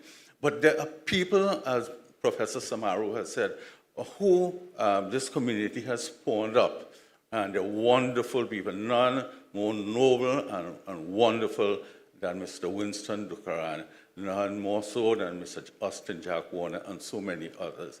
I'm humbled to be in the company. I'm sorry if I overtalk. Just let me end by saying this one thing. In my generation, when we were coming up in 1970, there was a term, Hans, called social consciousness. And we were all socially conscious. And that, people ask me what informed me about the issues I write on social justice, that more than anything else. And also, 1962 independence, my father was a great fan of nationhood and so on and so on. Well, social consciousness has come and gone. This generation speaks about being woke, staying woke, which is about fighting for social justice. So the young journalists, the youths, there are some young members of parliament and so on. I urge everyone to follow the lead of people, Mr. Warner, Mr. Tukaran, Professor Samaru, and others, in staying woke. Ladies and gentlemen, thank you very much. Okay. Very beautiful, Ken. Very beautiful. It's interesting, I left a voice note on the MP's phone about social and societal consciousness. And it's certainly being displayed by you here tonight. And the speeches so far have been very touching, I must say, listening to all these extraordinary gentlemen. Mr. Matthew Peer is not only a major achiever in his chosen fields, but he continues to serve his communities in different capacities. Mr. Peer was born in the Mayaro district and attended the town's government primary school and later Nariva High School at Rio Claro. At the School of Management Studies, he attained a master's degree. At an early age, he developed tremendous prowess in the game of basketball. Young Matthew played with great success in local competitions and represented Trinidad and Tobago in the Caribbean and North America from 1980 to 1990. In 1984, he was selected to the CARICOM basketball team at Nassau in the Bahamas. He remains committed to the sport and is manager-coach of the Matthew Peer Basketball Academy, where he has more than 100 youths under his watch. Mr. Peer was also a hard-working councillor at the Rio Claro Mayaro Regional Corporation for 15 years from 1995. In 2012, he joined the BP Trinidad and Tobago, where he serves as a community liaison officer. Mr. Peer is a skilled and devoted son of the soil who is an inspiration to ambitious youths. Mr. Matthew Peer.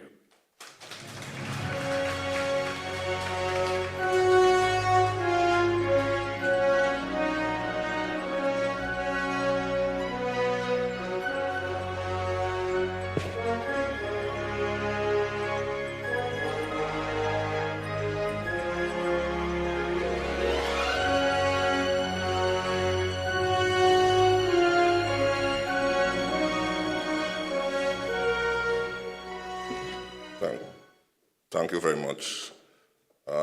I'm deeply honored to be considered to be one of the awardees here today. I'd like to express my sincere thanks, appreciation, and gratitude to MP Paray and his team for bringing this, having a vision to bring this here together today. Ainsley, in your earlier speech, you said what we have to do for the youths. And I want to say there are people who are doing. Let me just say this. I've represented Trinidad and Tobago basketball. I've served as a local government councillor, 15 years. I'm presently employed at BP Trinidad and Tobago. My office is right here. And I have my basketball academy. Hundreds of youths, like from Mayaro, all the secondary schools. And this is what brings joy to me. I am here to say that we have to act, we have to stop talking. We have to keep hope alive for the young people. And happy that we talk today about inspiring young people to be a better version of themselves.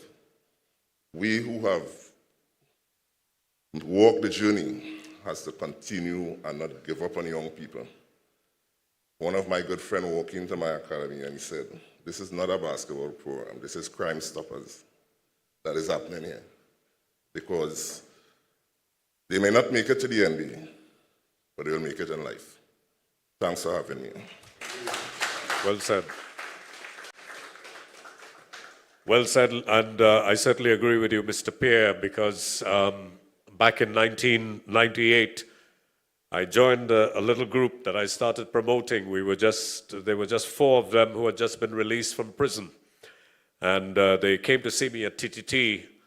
And from there now, it's over 1,000 strong as we deal with men who even fought in the war of Iraq and dealing with our youth. And one of the things that that organization taught me is that you could never write off anybody. And the gratitude of youth when you believe in them. And it's one of the reasons why I stayed with the group. That group is Vision on Mission, the late Wayne Chance. And it continues still today. And thank you, Mr. Pierre, because I certainly agree with you and I've experienced it myself. Ladies and gentlemen, congratulations to all the awardees. Please give them a lusty round of applause. Mr. Austin Jack Warner, Professor Brinsley Samaru, Mr. Ken Alley, and Mr. Matthew Pierre. Before we move on to the other awardees, let's bring on this wonderful saxophonist, or as some of our colleagues might say, saxophonist, Miss Renelle Harry-Narayan, to give us a musical break. And MP, we are moving along quite fine. Please give Miss Harry-Narayan a round of applause.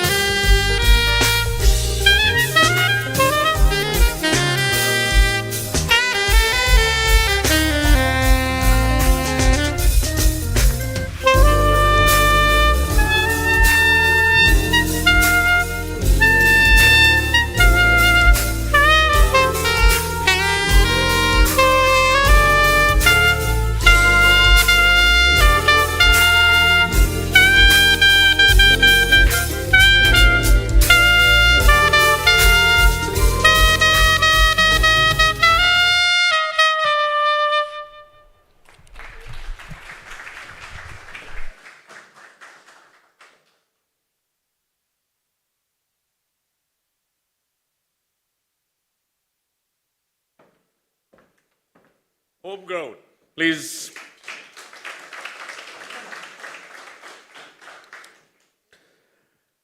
As we move on with our list of awardees, it's my pleasure, of course, to name Mr. Michael Anthony, one of the most renowned historians and authors of Trinidad and Tobago.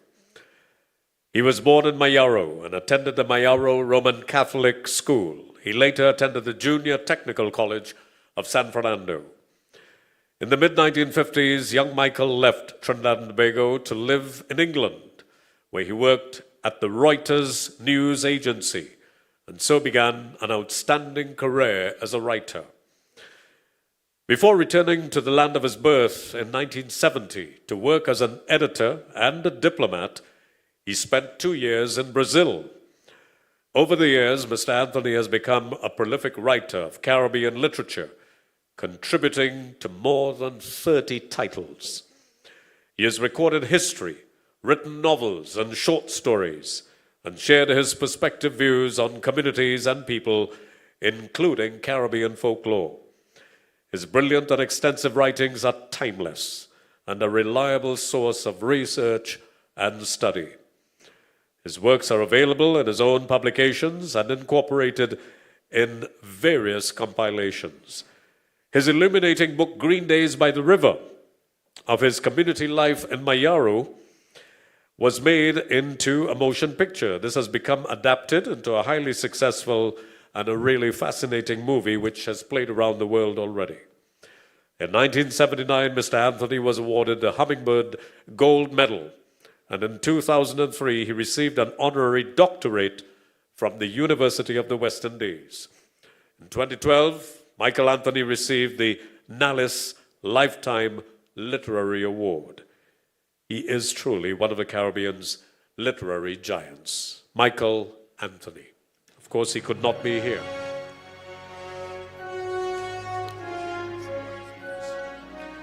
An MP is telling me, Mr. Cozier, you will be receiving the award on his behalf. Chairman?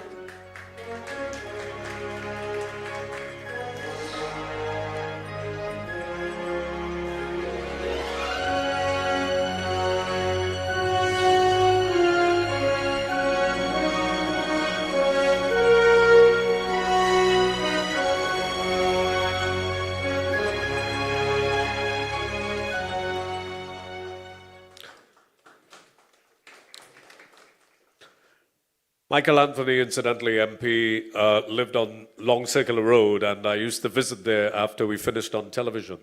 And there he has maps that are very, very old. And I think when you're setting up your museum here in Mayaro with all these fine people, there's so much to illustrate. I think that the home, you should discuss with members of the household about attaining those before they're lost completely. And can we know about things being lost in this country? Mrs. Sophia Karen Choate, Miss Sophia Karen Choate, Senior Counsel, SC. Sophia Karen Choate, Senior Counsel, is a product of this region who has risen to become one of the Caribbean's legal luminaries. She was born in the community and attended the Rio Claro Presbyterian School and later St. Augustine Girls High School. She won an open national scholarship and studied law at King's College, University of London, one of Europe's finest universities. Upon her return to Trinidad and Tobago, she attended Sir Hugh Wooding Law School, where she earned her Legal Education Certificate. That's the LEC. Ms. Choate worked in the office of the Director of Public Prosecutions before venturing into her own law practice. She has lectured at Sir Hugh Wooding Law School. Ms. Choate served on the Council of the Law Association and on the organization's disciplinary committee. She is the current highly respected president of its association. In 2011, she was elevated to senior counsel. She has served as a judge on the Supreme Court. She has also sat on the Reform Commission and the Mercy Committee. In 2015, she was appointed an independent senator in the Parliament of Trinidad and Tobago, and she served for the entire parliamentary team, and that term, in fact. She heads her law firm called Alpha Chambers. She has also shared her time and talent with various non-governmental and charity organizations. For years, she served as an executive member of the Rape Crisis Center. Here to collect on behalf of Miss Sophia Choate. When I spoke to her, she was actually in Barbados. I think she only just came back about a day or two ago. She couldn't be here, but here to collect it is Mr. Dimitri W. Choate, to collect on her behalf. Dimitri?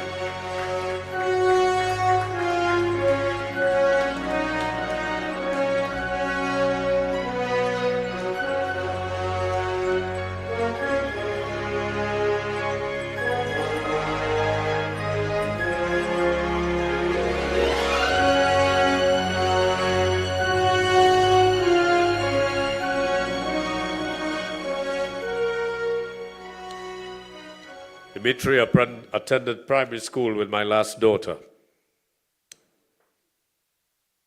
She didn't impact on you, did she? I see you don't remember. Thank you very much, Dimitri. Mr. Trevor Lynch, Trevor Ashford Lynch, has been given more than 40 years to pioneering entrepreneurship, especially in the natural gas and oil sector. Mr. Lynch is founder and chairman of TL Holdings Limited, TL Investments Limited, and Hydrotech Limited. He entered the sector as a laborer, and by hard work, commitment, and drive, has become one of its successful and an inspirational figures with thriving businesses. Apart from resounding success in his business endeavors, Mr. Lynch has served on the government's Economic Advisory Board, along with chairman of CPEP Limited and other areas. In 1997, Mr. Lynch was a finalist for the Entrepreneur of the Year Award. He has a long-standing partnership with the Youth Training and Employment Partnership Program, YTEP, on oil and gas-relevant training programs to improve the life skills and employability of youth in the Mayaro Guayari district. Last February, Hydrotech and YTEP launched a 3-year program of providing training in welding, fabricating, and sandblasting. Mr. Lynch sponsors the Guaya United Football Club and aids a number of sporting and cultural organizations and individuals. His support extends to organizations outside of the Mayaro Guayari communities. Through his various initiatives, Mr. Lynch has proven to be an exceptional businessman, a visionary, and a community stalwart. He is a role model not only in entrepreneurship, but also in dedicated and tangible assistance to the communities that he has served for 4 decades and counting. Mr. Trevor Ashford Lynch.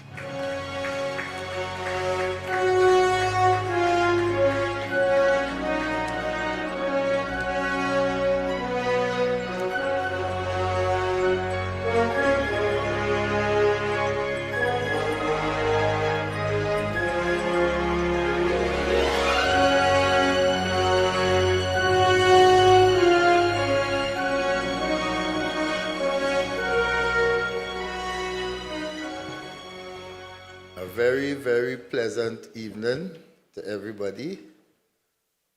I am very humbled. All protocols, I'm very humbled to be among this group. It really made me believe that wise men come from the east. You might be hearing that all the time. As I said, my time in Mayaro, I wasn't born and raised in Mayaro. I really from Point Fortin. But I spent 3/4 of my life in Mayaro. That probably meant I left home at 5. So I spent 3/4 of my life right here. And despite what the MC would have spoken about Hydrotech and Trevor Lynch and TL Investments and all this type of thing, I think my success is really, what I'm thankful for is probably God chose me to probably do and experience what I've experienced in life. And the my successes are really the people and the human resources that I could have harnessed to be able to provide services to the upstream energy sector. Today we're also in the hospitality sector. And the blessings are really creating an opportunity where people could have gotten a career, people could have gotten stable employment, people could have raised their children. The better things in my organization is that we have people who have worked nearly their whole life and retired in the organization. We still have people doing 25 years service, 20 years service, 15 years service. We have instances where we have both parent and children in the organization. So those are the things that I am really thankful for. And in the Mayaro, Guayagari, Rio Claro, and community, there is a lot of skills, there is a lot of dedication, right? My strategy in my organization was to run my organization like family. So it was a sort of unconventional kind of organizational structure.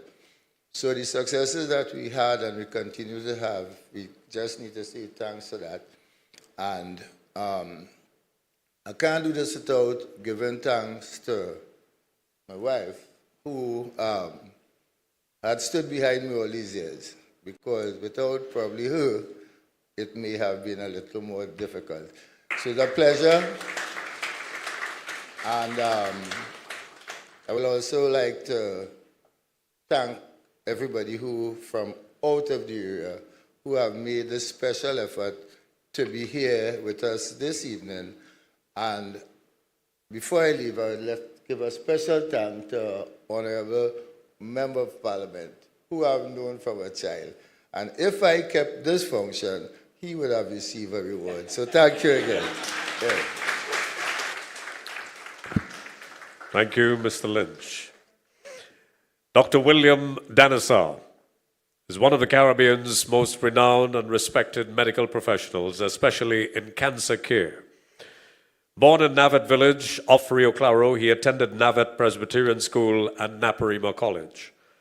He taught science for 2 years at Rio Claro Government Secondary School. He attended medical school at the University of the West Indies, Mona, Jamaica. Ambitious and conscientious, Dr. Danasar later received a government scholarship to specialize in oncology at Princess Margaret Hospital in Ontario, Canada. Following that, he obtained a second scholarship to further his studies in oncology at Royal Marsden Hospital in England. In an extensive career, he has made an immeasurable contribution in medical care. The highly regarded consultant and oncologist has served for many years, variously as acting director and director of the National Radiotherapy Center. He has written about his specialty, including the book, The Rays of Hope. In 2019, he was awarded the Shakonia Medal Gold for medicine. He has received other honors. He continues to serve his country in cancer care and is widely acknowledged for his tremendous knowledge and skill. He has imparted his accumulated wisdom to young professionals. In the field of medicine, Dr. William Danasar is one of the Caribbean's most distinguished professionals. In his spare time, he's an avid collector of model ships, shot glasses, and fine liqueurs. Ladies and gentlemen, here to collect for Dr. William Danasar is Mr. Adilson Sahibidin.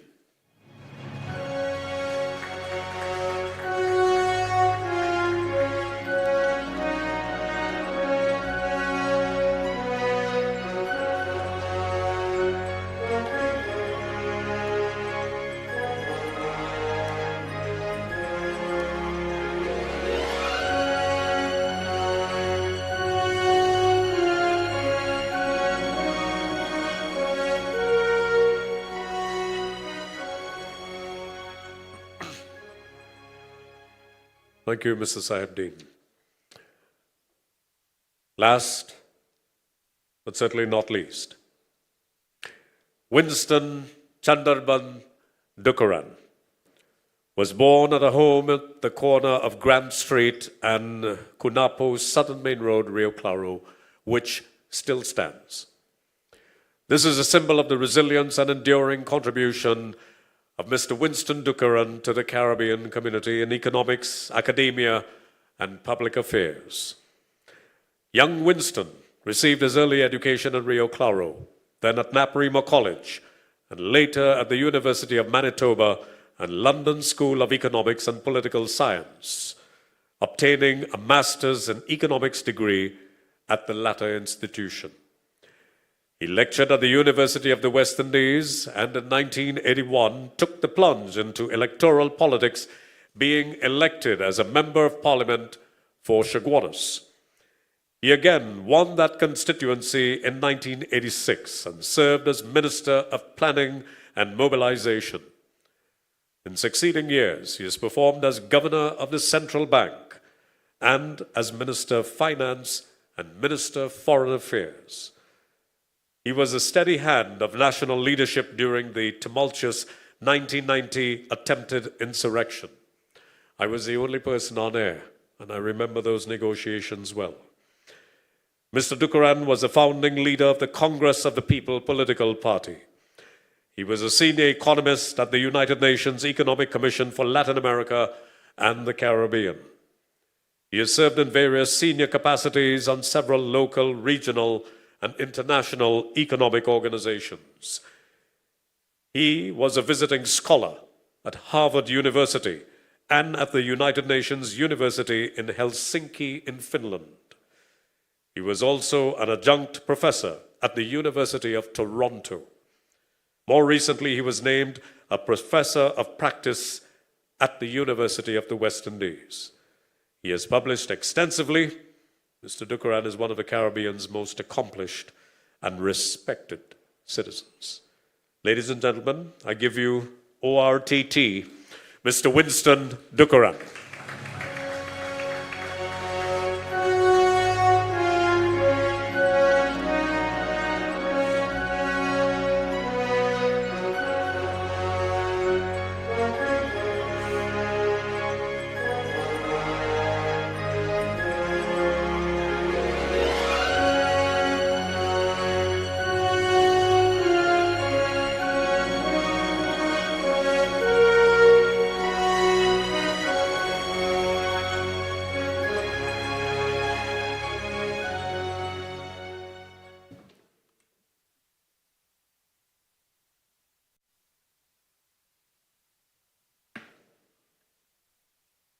I don't think our singers, April and Tamu, could have said it better in their rendition earlier this afternoon.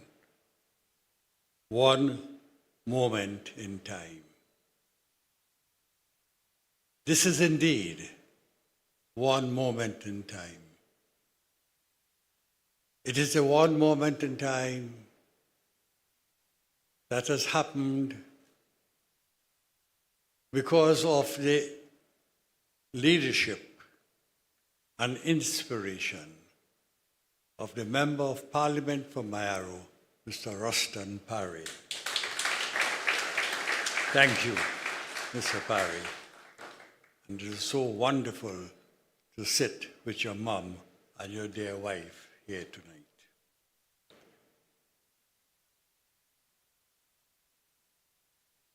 My long association with Hanslia Joda continues to remind us of the skills of our people, as indeed this occasion is doing tonight by the several awardees who have been so honored from this region.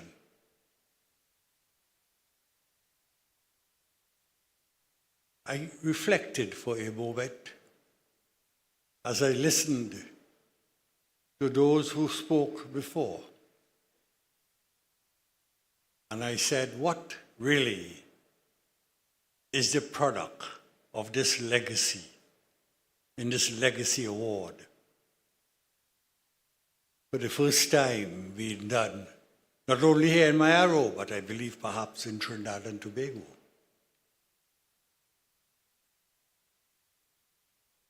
The product of my legacy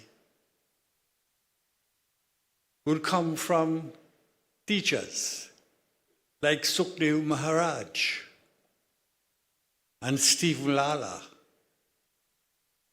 of the Rio Claro Presbyterian School, as they have given birth to many of us in the field of education. I take this opportunity to pay tribute to them and to say to their families a great thank you for what they have done for the young people in Trinidad and Tobago and in Rio Claro at the time. But that product makes me reflect on the moment of Rio Claro itself. Growing up in this little village that was called Clearwater. Dr. Samaru will tell you more about that. What made us all walk into the wider world? Not only here in Trinidad and Tobago and beyond, with a sense of confidence in ourselves. As Dr. Dan said, that confidence was reflected in the values he spoke about. But it was a confidence that came out of a peculiar and unique quality of the place called Rio Claro, and now, of course, Mayaro. I consider that confidence have come for what I will call a mosaic of harmony. Living in Rio Claro was living in a harmonious society. Living in Rio Claro and growing up in Rio Claro, we felt a sense of harmony among our peoples.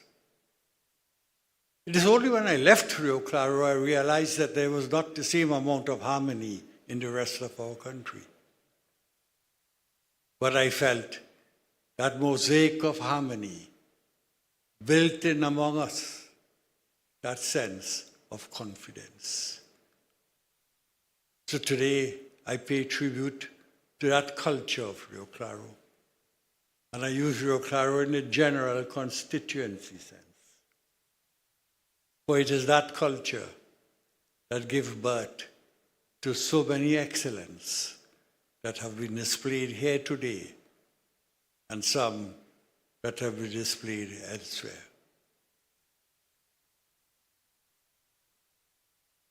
So at home, that mosaic of harmony, a longing and an urging, a desire and a hope has always been at the center of my heart.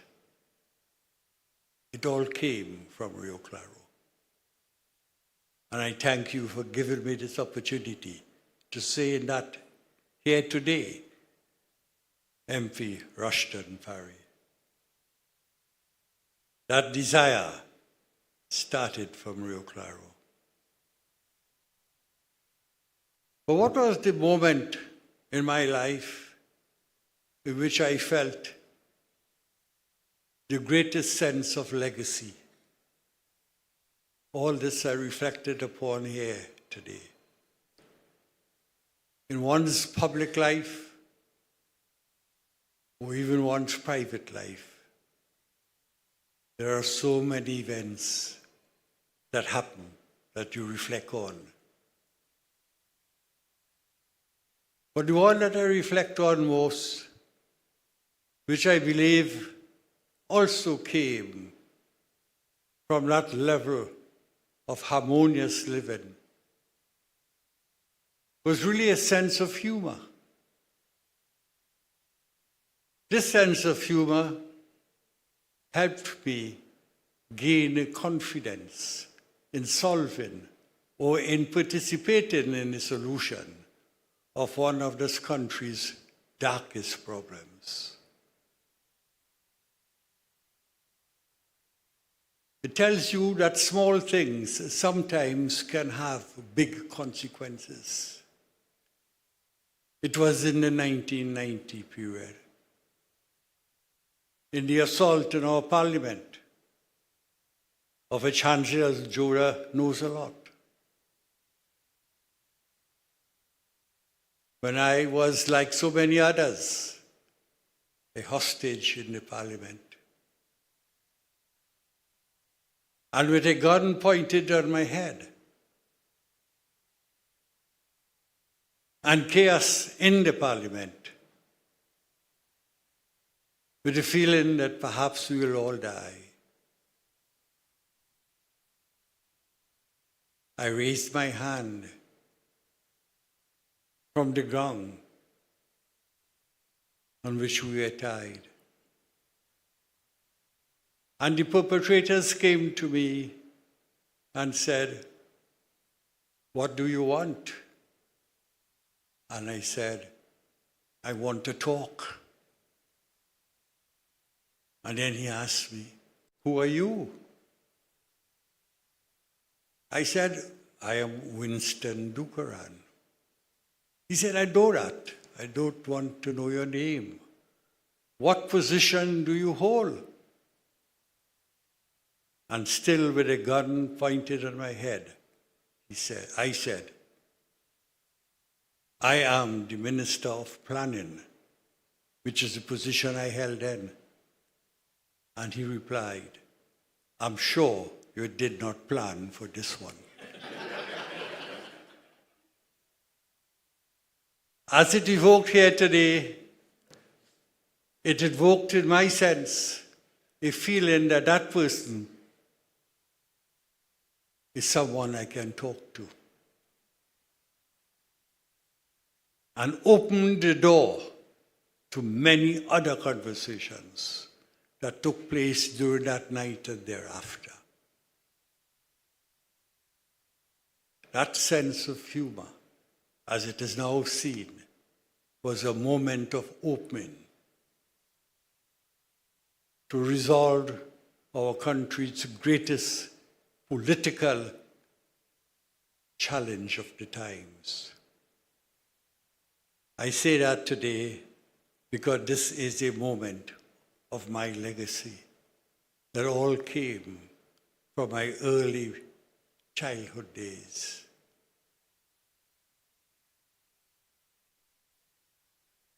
So tonight, as I pay tribute to all my colleagues who have joined us here today, I do so with a deep feeling that you have started a new conversation.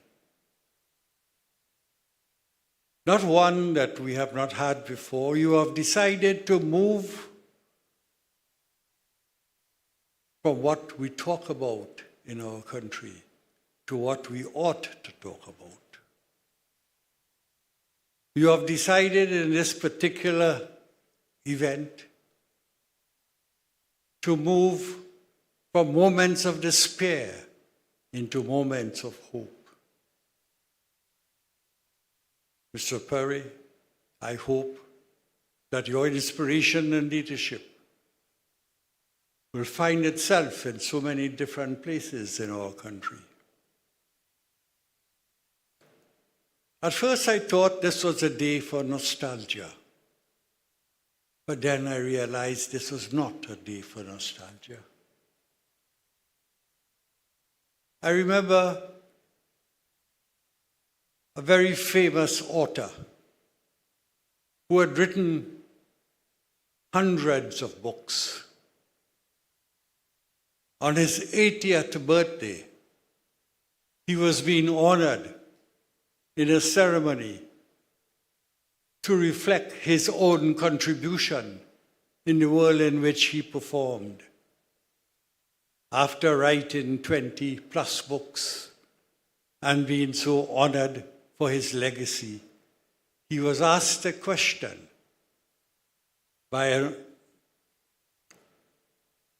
one of the journalists like Ken Ali, who always asked difficult questions, as far as I could remember. The question he was asked was, "Sir, which one of your book is your best book?" At 80 years old, having written 20 plus books, and his reply was, "The next book." So it's not a day of nostalgia, it's a day of inspiration. And as you told the awardees, it is to inspire the next generation of people from Rio Claro and rural Trinidad and Tobago. I thank you for giving us this opportunity. I share the joy of today. I feel the sense of satisfaction. And I know that this award will mean a lot to me, if only because it is coming from you, the people of Rio Claro and Mayaro. For all that, I say I thank you very much. I'm honored and privileged to receive this, and I hope that this will not be my last book, as I too look forward to my next book in life. Thank you for this opportunity.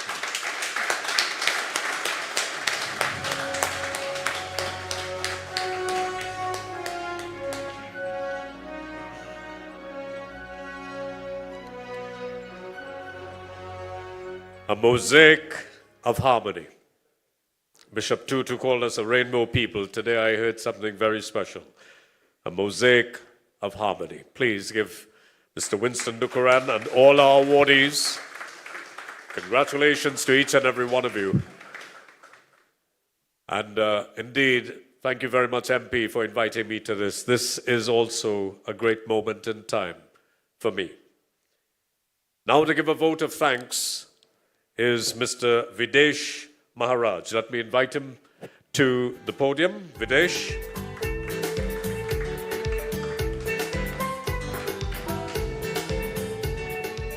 Thank you very much, Mr. Chairman. Chairman of the Mayaro Rio Claro Regional Corporation, Mr. Raymond Cozier, members of Parliament, including our own Member of Parliament, Mr. Rushton Paray. Let's pause and recognize. Let's all stand for Mr. Rushton Paray tonight for this lovely gesture. We'll shake a foot a little bit.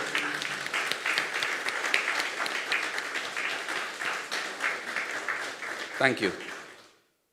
My job is simple, but very meaningful. Firstly, I'd like to thank the Almighty God for bringing us here safely this afternoon and hoping that you will take us back safely to our respected homes. I would like to thank April and Ms. Aguilera for that wonderful renditions. I would also like to thank Neil Ramdat and his staff for what I would say was a mammoth exercise to achieve this goal in such short time. Let's give it to Mr. Neil and his staff. Hansley Ajoda did what you call an awesome job. Hansley, we thank you most kindly for coming to Mayaro and treating us the way that you have treated us. Thank you so much, Hansley, for your gesture and your kind words. Chairman of the Mayaro Rio Claro Regional Corporation, thank you so much for your greetings. It's always a pleasure. And as you rightfully say, and I join with you, the Miami of Mayaro.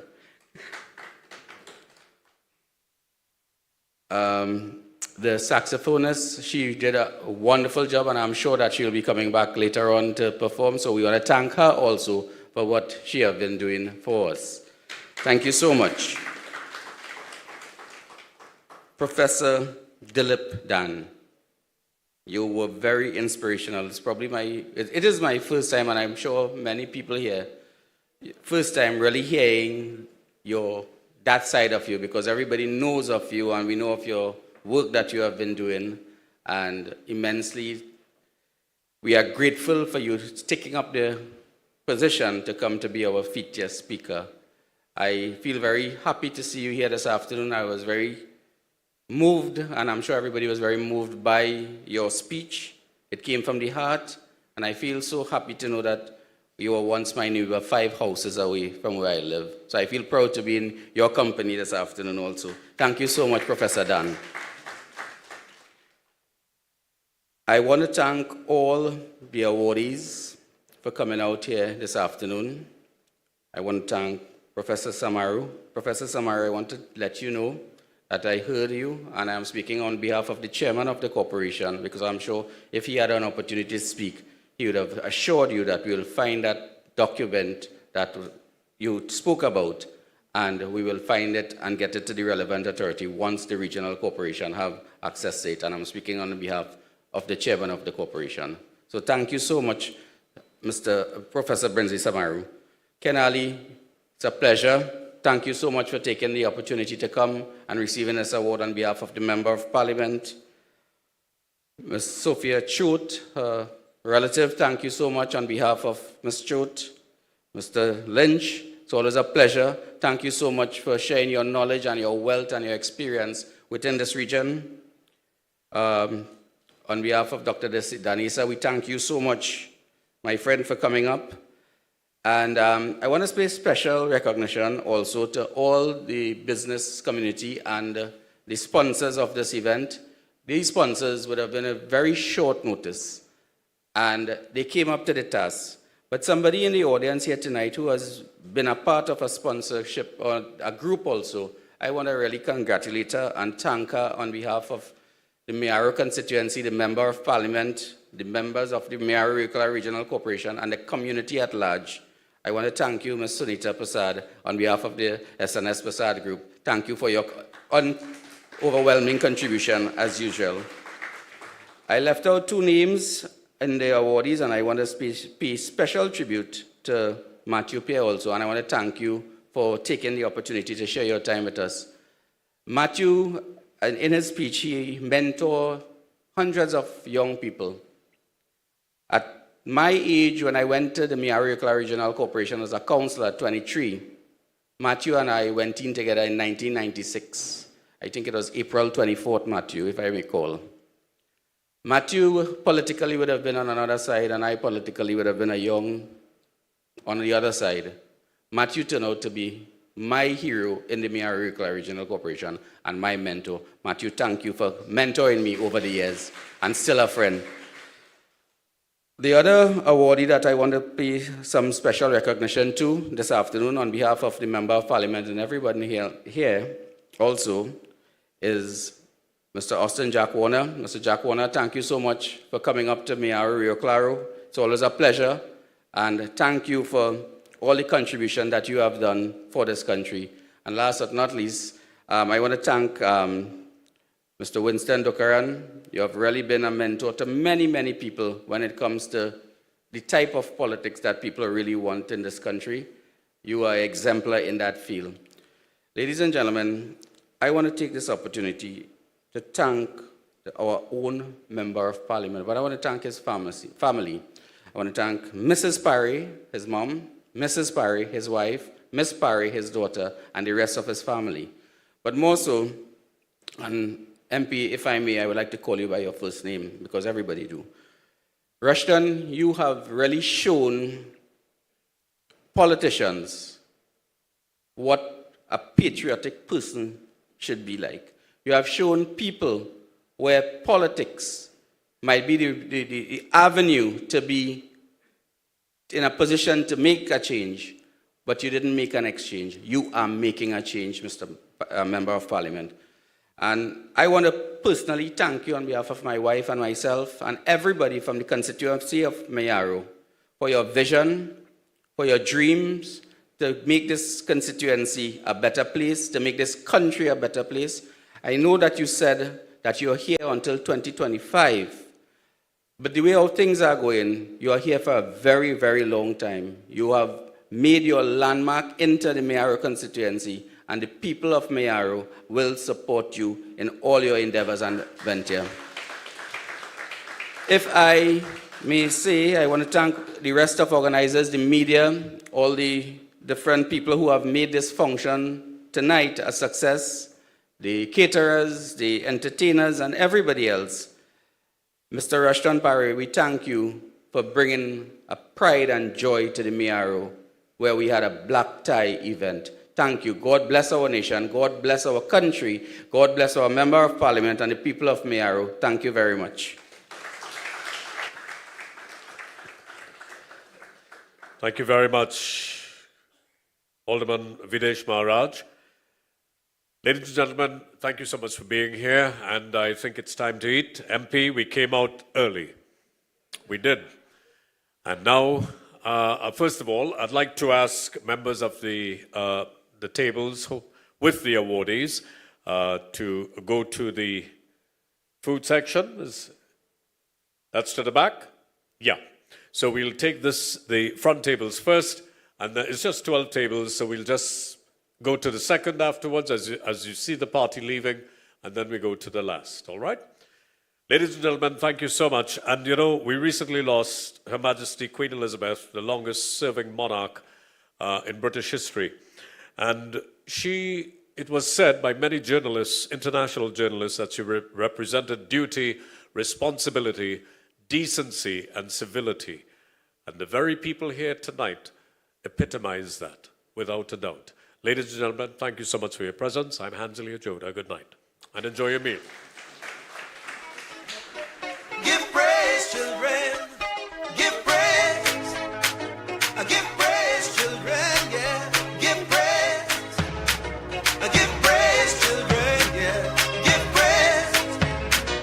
Give praise, children. Oh, Father, who has given us His arms that we can all feel like we're a part of this earthly heaven.